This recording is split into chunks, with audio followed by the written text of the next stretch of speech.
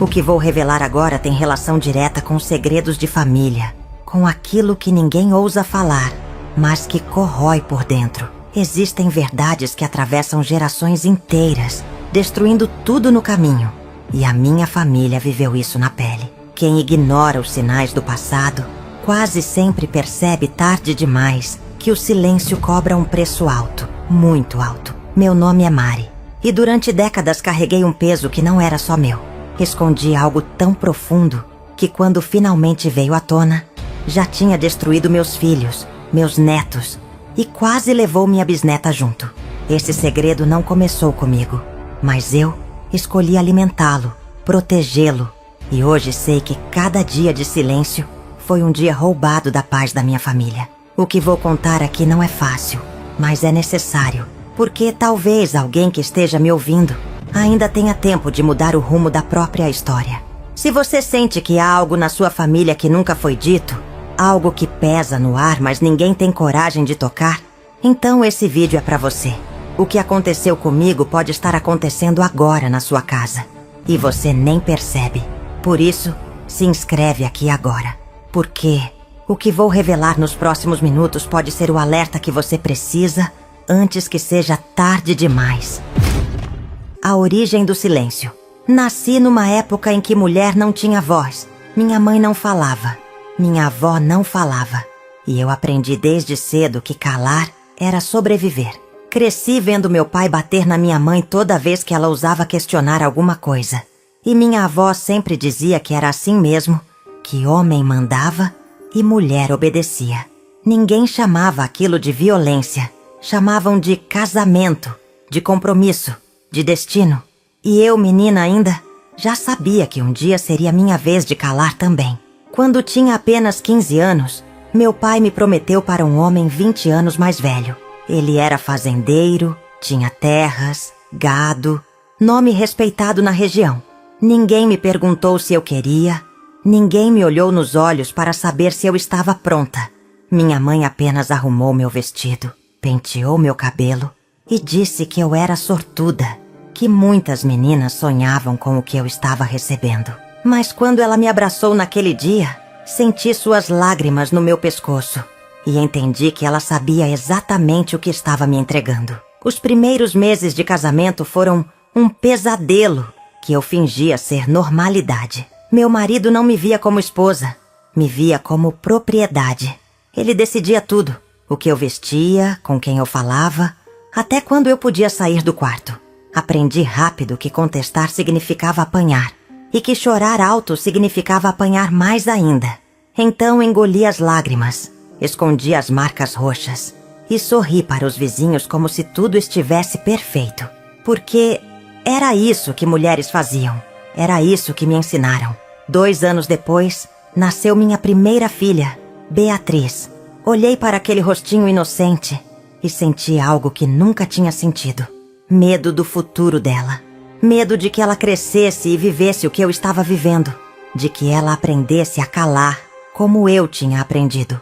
Mas ao mesmo tempo, algo dentro de mim já estava quebrado demais para imaginar um caminho diferente. Eu não sabia como protegê-la de um destino que parecia inevitável. Então fiz o que todas as mulheres da minha família tinham feito. Fingi que estava tudo bem. Meu marido começou a beber mais quando Beatriz nasceu. Ele queria um homem, um filho que levasse o nome dele adiante. E eu tinha falhado ao dar uma menina.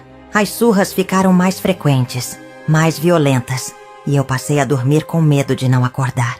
Mas o pior não era a dor física. Era saber que minha filha estava crescendo naquele ambiente.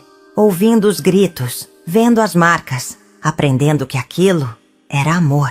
Eu queria gritar, queria fugir, mas para onde? Voltar para a casa do meu pai era voltar para quem me vendeu. Não tinha saída. Foi nessa época que aconteceu o que mudaria tudo.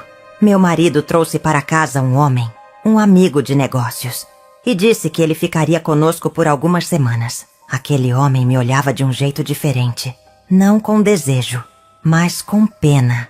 Ele via o que eu escondia, e numa noite, quando meu marido desmaiou bêbado, ele se aproximou e disse baixinho: "Você não merece isso." Foram só 4 palavras, mas elas plantaram algo em mim que eu não sabia que existia. A ideia de que talvez eu merecesse outra coisa. E você? Já sentiu que estava vivendo uma vida que não era sua, mas não sabia como sair dela? Deixa aqui nos comentários se você ou alguém próximo já passou por algo parecido. Porque, às vezes, dividir é o primeiro passo para libertar. O segredo que nasceu na sombra. Aquele homem ficou 3 semanas na nossa casa. E nesse tempo, algo mudou em mim. Não foi paixão, não foi desejo, foi reconhecimento. Pela primeira vez na vida, alguém me via como ser humano, não como objeto. Conversávamos quando meu marido saía para o campo. E ele me contava de um mundo que eu não conhecia. De lugares onde mulheres podiam escolher, trabalhar, viver sem medo. Aquilo parecia fantasia, mas ele jurava que existia. E eu comecei a acreditar que talvez houvesse uma saída. Na última noite dele na nossa casa, aconteceu. Meu marido tinha bebido tanto que nem conseguiu subir a escada. Dormiu no sofá da sala. Eu estava no quarto, acordada como sempre, quando ele entrou. Não precisou dizer nada. Nos olhamos e foi como se o mundo inteiro parasse. O que aconteceu naquela noite não foi violência, foi escolha. Pela primeira vez na minha vida, eu escolhi estar com alguém. E aquilo me fez sentir viva de um jeito que eu nem sabia que era possível sentir.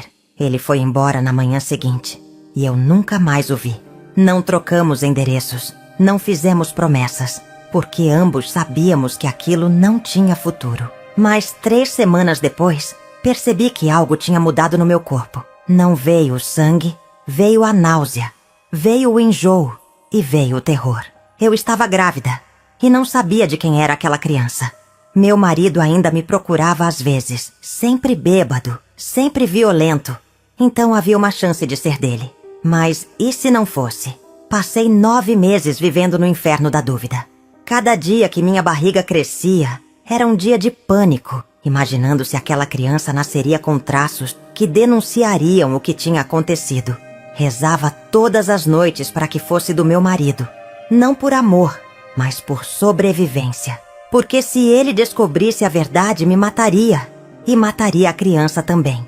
O segredo começou ali, naqueles 9 meses de terror silencioso, onde eu mentia para mim mesma, dizendo que estava tudo sob controle. Quando meu filho Carlos nasceu, olhei para ele e não vi meu marido. Vi olhos claros, cabelo diferente, traços que não eram da nossa família. Meu coração parou, mas eu não podia demonstrar. Segurei aquele bebê e fingi a alegria que se esperava de uma mãe, enquanto por dentro eu sabia que tinha acabado de trazer para o mundo a prova viva do meu erro. Meu marido estava tão feliz por finalmente ter um filho homem que não reparou nos detalhes, ou fingiu não reparar. Mas eu sabia que era questão de tempo. Os primeiros anos foram uma tortura. Cada vez que alguém comentava que Carlos não se parecia com o pai, meu sangue gelava. Cada vez que meu marido olhava para o menino com aquela expressão de dúvida, eu inventava uma desculpa, puxava para algum parente distante, criava histórias para justificar o que não podia ser justificado. E o pior, comecei a me afastar do meu próprio filho, com medo de que meu olhar denunciasse o que minhas palavras escondiam. Carlos cresceu sentindo que algo estava errado, que não era amado como deveria ser, e isso foi me destruindo por dentro. Você já precisou esconder algo tão grande que começou a te destruir por dentro? Comenta aqui se você acredita que segredos de família devem ser revelados ou levados para o túmulo, porque essa é uma dúvida que me perseguiu a vida inteira. A criança que cresceu na mentira. Carlos tinha 5 anos quando meu marido começou a tratá-lo diferente.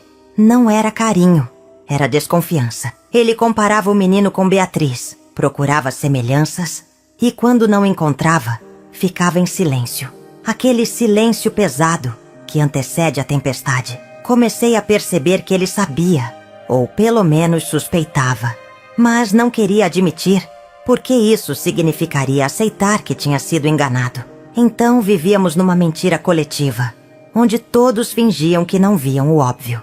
O menino sentia tudo. Carlos era diferente das outras crianças, mais quieto, mais observador. Ele percebia como o pai o olhava, como eu evitava abraçá-lo muito tempo, Como Beatriz recebia um tipo de atenção que ele nunca recebeu. Uma vez ele me perguntou: Mãe, por que o pai não gosta de mim? Meu coração se despedaçou, mas eu menti. Disse que ele estava imaginando coisas, que o pai amava ele sim, do jeito dele. Carlos me olhou com aqueles olhos claros, tão diferentes dos nossos, e eu vi que ele não acreditou. Com 7 anos, Carlos começou a apresentar comportamentos estranhos.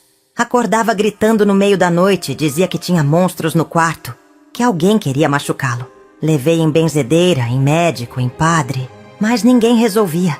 Hoje eu sei que aqueles monstros eram reais. Eram o peso do segredo que ele carregava sem nem saber que carregava. Crianças sentem tudo. Absorvem toda a energia doente de uma casa. E Carlos estava adoecendo por causa da mentira que eu alimentava.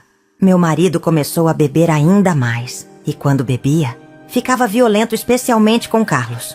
Nunca bateu em Beatriz, mas no menino, batia por qualquer coisa. Um copo quebrado, uma nota baixa na escola, um olhar errado, tudo virava motivo para surra. E eu, covarde que era, não protegia meu filho como deveria. Tinha medo de que, ao defendê-lo demais, meu marido percebesse que havia razão para aquela defesa. Então deixava acontecer. E cada vez que Carlos apanhava, um pedaço de mim morria junto. Quando Carlos tinha 10 anos, aconteceu algo que mudou tudo. Meu marido chegou em casa bêbado, mais do que o normal, e começou a gritar que Carlos não era filho dele. Gritou na frente das crianças, dos vizinhos, de todo mundo. Disse que aquele menino era fruto de traição, que eu era uma vadia, que ele ia me matar e matar aquele bastardo também. Beatriz chorava desesperada. Carlos ficou em choque e eu neguei. Neguei com toda a força que tinha. Chorei, implorei, jurei por tudo que era sagrado que ele estava errado, que era o álcool falando. Meu marido me bateu tanto naquele dia que desmaiei. Quando acordei, Carlos tinha fugido de casa. Passamos 2 dias procurando, até que a polícia encontrou ele, escondido debaixo da ponte do rio, encharcado, tremendo de frio e de medo. Quando trouxeram ele de volta, o menino não falava mais. Ficou mudo por 3 meses inteiros e os médicos disseram que era trauma. Mas eu sabia que era culpa. Culpa minha. Culpa do segredo que eu insistia em manter vivo, mesmo vendo ele destruir meu filho. Já viu uma criança sofrer por causa de erros dos adultos? Deixa nos comentários o que você faria no meu lugar. Revelaria a verdade ou continuaria protegendo o segredo para evitar tragédia maior? A destruição da 2ª geração. Carlos voltou a falar, mas nunca mais foi o mesmo. Cresceu calado, desconfiado, sem amigos. Na adolescência começou a beber, igual ao homem que ele achava ser o pai. Tentei conversar, tentei ajudar, mas ele me afastava. Dizia que eu era culpada de tudo, que eu tinha deixado ele sofrer. E ele estava certo. Eu tinha deixado por medo, por covardia, por acreditar que manter o segredo era melhor do que enfrentar a verdade. Com 17 anos, Carlos engravidou uma menina da cidade. Ele nem gostava dela direito, mas disse que ia casar porque era o certo a fazer. Vi meu filho repetindo o mesmo erro que tinha destruído minha vida. Casar sem amor, por obrigação, por pressão social. Tentei alertar, mas ele não me escutou. Casou, e 6 meses depois nasceu minha neta Laura. Olhei para aquela criança e vi o ciclo se repetindo mais uma vez. O casamento de Carlos foi um desastre desde o início. Ele bebia, gritava, batia. Tornou-se exatamente aquilo que tinha sofrido. E eu assisti impotente. Sua esposa aguentou 5 anos antes de fugir com Laura. E Carlos entrou em depressão profunda. Passou a morar comigo de novo. E todos os dias era a mesma coisa. Ele bêbado, me culpando, dizendo que eu tinha destruído a vida dele. E o pior era que ele estava certo. Beatriz, minha filha mais velha, também não escapou. Ela casou cedo com um homem que parecia bom, mas que escondia um lado violento. Assim como eu, ela apanhou em silêncio durante anos. E quando finalmente se separou, estava quebrada por dentro. Tive 2 filhas com ela, minhas netas Clara e Sofia. E as 2 cresceram vendo a mãe sofrer, vendo a avó sofrer, aprendendo que mulher nasceu para aguentar. Meu marido morreu quando Carlos tinha 25 anos, cirrose de tanto beber. No velório, Carlos não chorou. Ficou olhando para o caixão com uma expressão vazia e depois me disse: deveria sentir algo, mas não sinto nada. Aquilo me partiu porque entendi que meu filho tinha crescido tão machucado que nem conseguia mais sentir. O segredo tinha feito isso. Tinha roubado dele a capacidade de amar, de chorar, de ser humano. Depois da morte do marido, pensei em contar a verdade para Carlos. Já não havia mais perigo. O homem estava morto. Não podia mais fazer mal a ninguém. Mas toda vez que ia falar, travava. Tinha medo de que Carlos me odiasse ainda mais. De que ele se destruísse completamente ao saber que toda aquela rejeição tinha razão de ser. Então continuei calada. E o segredo continuou crescendo. Agora alimentado não mais por medo, mas por culpa. Você acha que existe hora certa para revelar uma verdade dolorosa? Ou é melhor levar alguns segredos para o túmulo? Conta aqui nos comentários sua opinião, porque essa decisão atormentou minha vida inteira. O veneno que alcançou a 3ª geração. Laura, minha neta, a filha de Carlos, cresceu longe de nós. A mãe dela nunca mais quis contato com a família, e eu não culpava ela. Mas quando Laura fez 18 anos, ela me procurou. Apareceu na minha porta, sozinha, dizendo que precisava conhecer o pai, entender de onde vinha.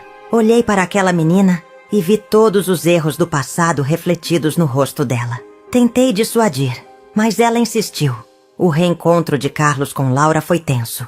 Ele estava sóbrio naquele dia, graças a Deus, mas carregava no rosto todo o peso dos anos de sofrimento. Laura fez perguntas que ele não sabia responder. Por que abandonou ela?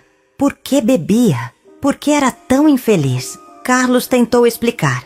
Mas como explicar algo que nem ele entendia? Como dizer para uma filha que você virou um monstro, porque cresceu sem saber se era filho legítimo ou fruto de traição? Laura começou a frequentar a casa. E com o tempo, percebi que ela carregava a mesma tristeza que Carlos. Descobri que ela tinha tentado suicídio 2 vezes, que fazia tratamento para depressão, que não conseguia se relacionar com ninguém, porque sentia que vinha de um lugar errado. O veneno do segredo tinha passado para ela sem que ela nem soubesse que o segredo existia. Era como se aquela mentira tivesse vida própria, contaminando geração após geração. Minhas outras netas, Clara e Sofia, filhas de Beatriz, também não estavam bem. Clara tinha 22 anos e já estava no 2º casamento abusivo. Ela dizia que não conseguia ficar sozinha, que precisava de alguém mesmo que esse alguém a machucasse. Sofia, a mais nova, tinha 15 anos e já apresentava sinais de transtornos alimentares. Parou de comer, ficou pele e osso, e quando Beatriz levou no psicólogo, a menina disse que sentia que não merecia ocupar espaço no mundo. Foi então que entendi a dimensão do estrago. Não era só Carlos que tinha sido destruído pelo segredo. Eram todos. Minha filha Beatriz nunca se recuperou de ter crescido vendo violência. Meu filho Carlos se tornou o que mais odiava.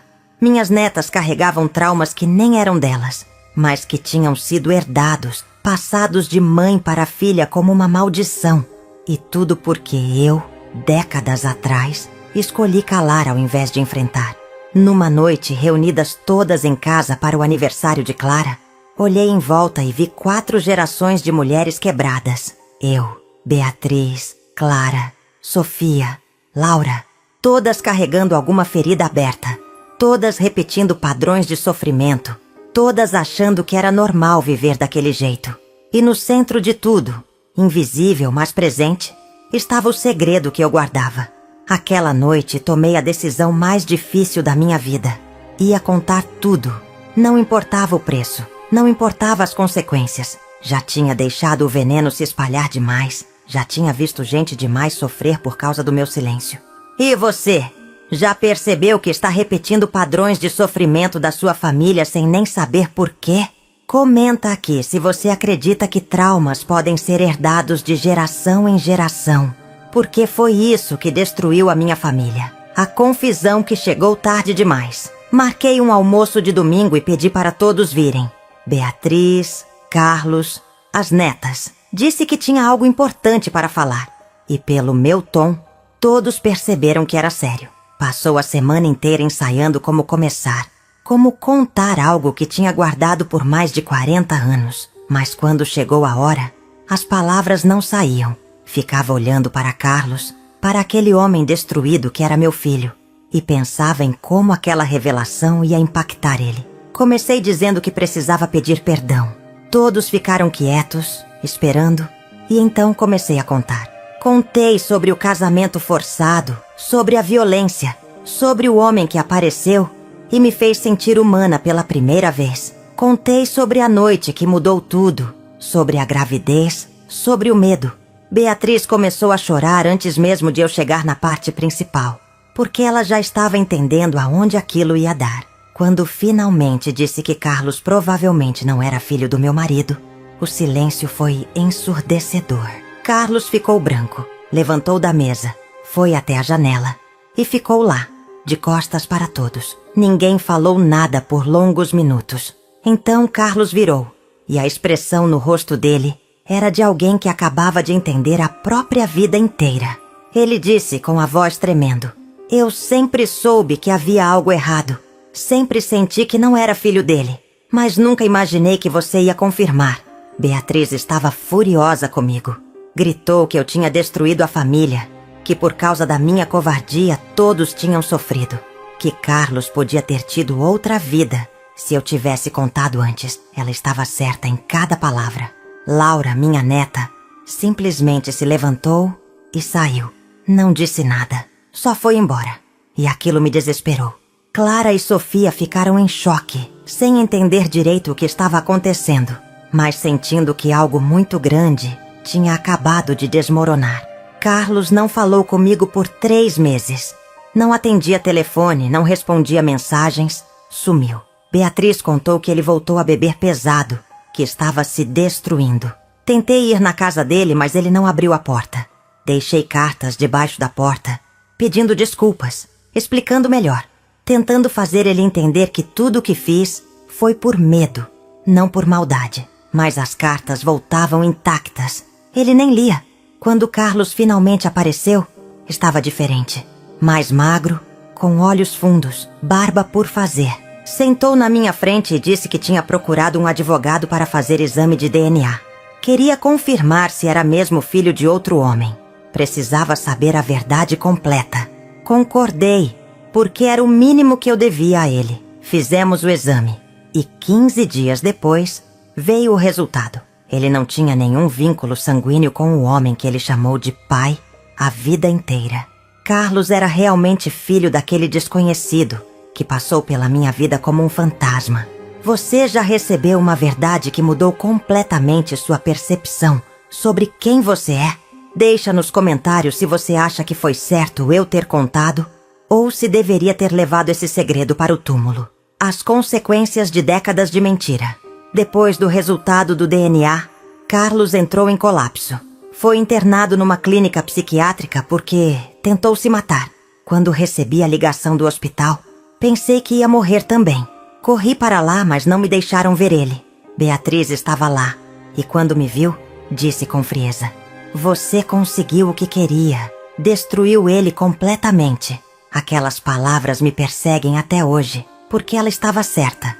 Carlos ficou internado por 2 meses. Quando saiu, estava medicado, falava devagar, parecia uma sombra do que já foi.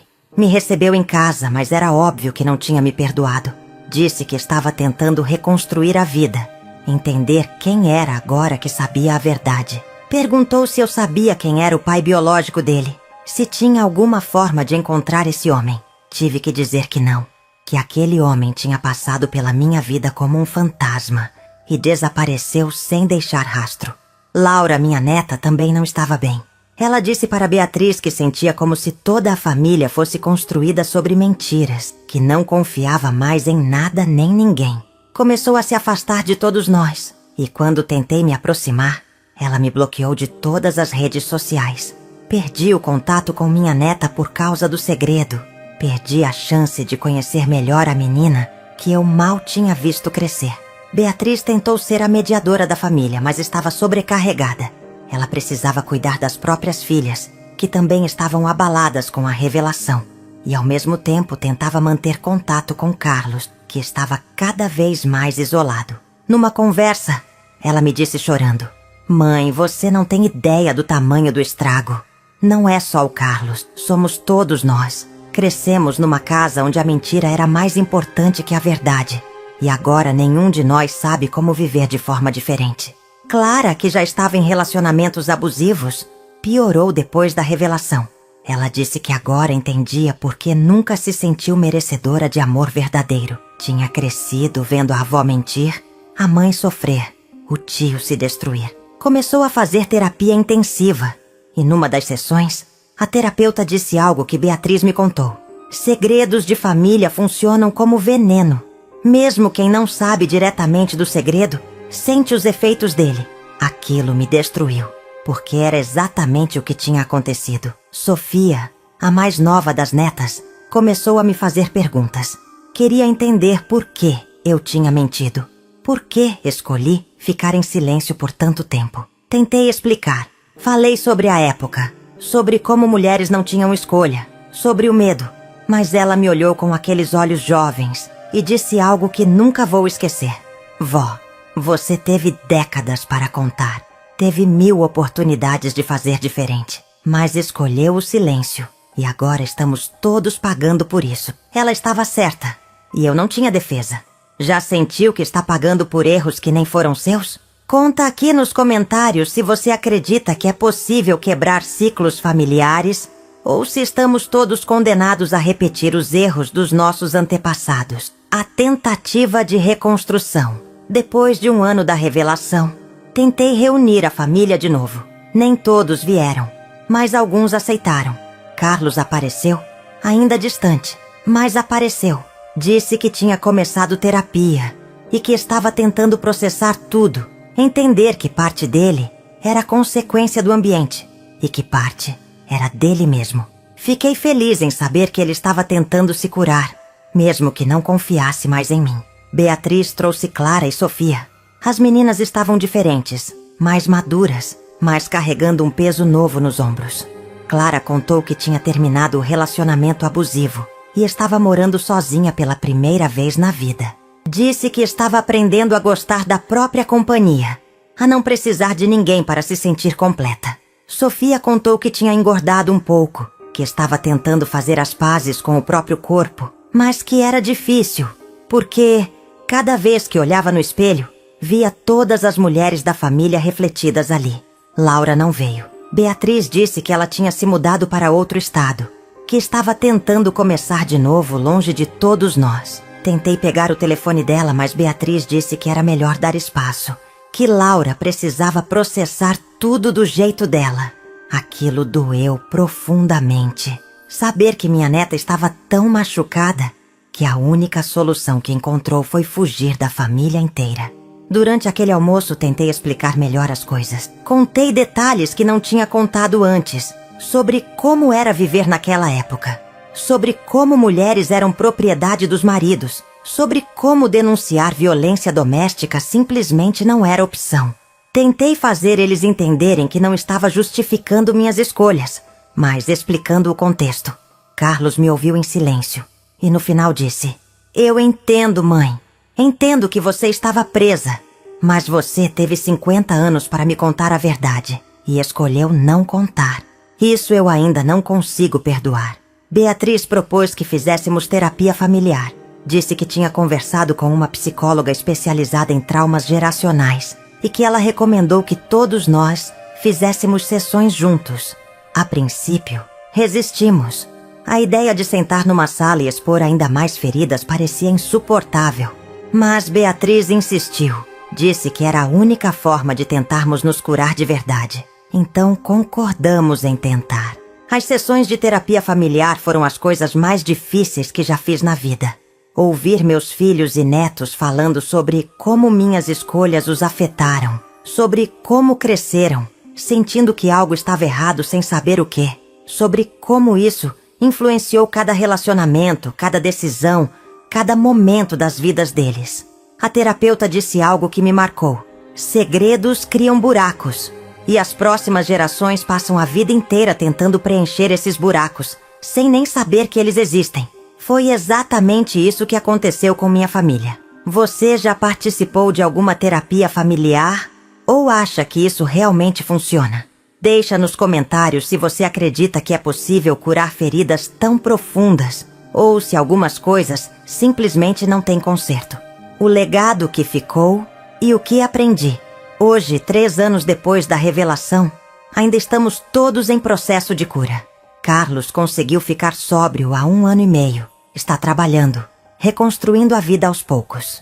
Ele me disse recentemente que não me perdoou completamente, mas que está tentando entender que guardar raiva não vai mudar o passado. Disse também que está tentando ser um pai melhor para Laura, mesmo de longe, mesmo com toda a distância que ela impôs entre eles. Laura voltou a falar comigo há 6 meses. Foi um contato breve, por mensagem, dizendo que não estava pronta para me ver, mas que não queria mais carregar tanto ódio.